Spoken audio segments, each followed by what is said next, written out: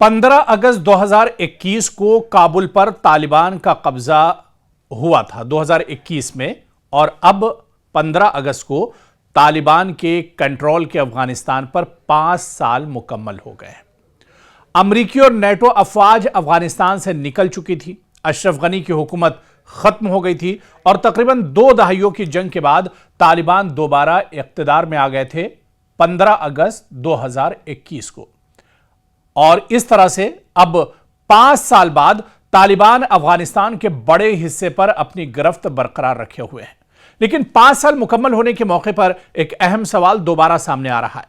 क्या तालिबान अफगानिस्तान में मुकम्मल तौर पर मुस्तहकम हो चुके हैं, या मुल्क के अंदर मुसल्लह मज़ाहिमत एक बार फिर सर उठा रही है? यह सवाल बहुत अहम है। या 5 साल के बाद तालिबान अब कहां पर खड़े हैं और अफगानिस्तान कहां पर है?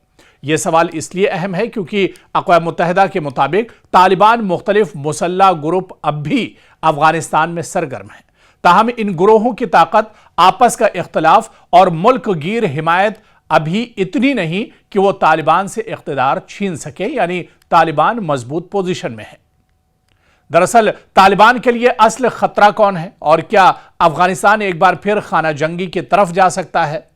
दरअसल इसी को समझना होगा कि 5 साल बाद अब तालिबान और अफगानिस्तान कहां पर खड़े हैं। तालिबान ने साल 2021 में इख्तिदार संभालते वक्त एक इंतहाई पेचीदा मुल्क अपने हाथ में लिया था, जहां पर निजाम पूरा दरहम बरहम था। न तो सरकार थी, न कोई गवर्नमेंट थी, न कोई लीडर, न कोई रहनुमा। अमरीकी फौज निकल चुकी थी। साबिक अफगान हुकूमत का निजाम तकरीबन खत्म हो चुका था। मईशत शदीद दबाव में थी और मुल्क कई दहाइयों की जंग से तबाह हाल था। 5 साल बाद तालिबान का सबसे बड़ा दावा यह है कि मुल्क में पहले के मुकाबले में सिक्योरिटी बेहतर हुई है। काबुल और कई दूसरे इलाकों में पहले जैसी मुसलसल जंग और बड़े पैमाने की लड़ाई नजर नहीं आती है। अफगान शहरी भी कई इलाकों में सड़कों और शहरों में निस्बतन ज्यादा अमन महसूस करते हैं। लेकिन अमन और मुकम्मल इस्तेहकाम एक ही चीज नहीं है।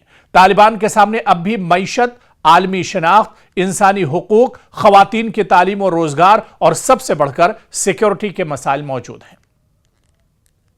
यहां एक फर्क दरअसल समझना जरूरी है। अफगानिस्तान में तालिबान के खिलाफ सरगर्म तमाम ग्रुप एक जैसे नहीं हैं।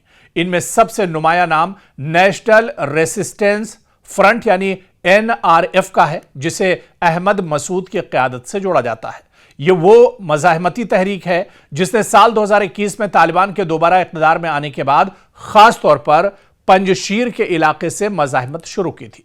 उस वक्त तालिबान ने पंजशीर पर कब्जे का ऐलान किया था, लेकिन NRF ने अपनी मज़ाहिमत खत्म नहीं की और बाद में गौरिला अंदाज में कार्रवाइयों का दावा किया। लेकिन इन 5 सालों में आप देखिए कि जितने मुजाहिमती ग्रुप तालिबान के या अफगानिस्तान के अंदर थे, वो तकरीबन अब एक तरह से खत्म हो चुके हैं, या फिर अब उनकी कोई हैसियत एक तरह से नहीं है।